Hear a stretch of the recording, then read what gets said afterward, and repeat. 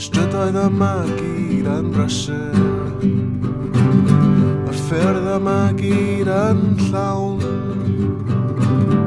y panciau gyd wedi cloi, rai bod yw ffordd ysgol, just fel y hebog tramor, efo lliwiau a leiblu, ar y gwynt yn ei gynhefin,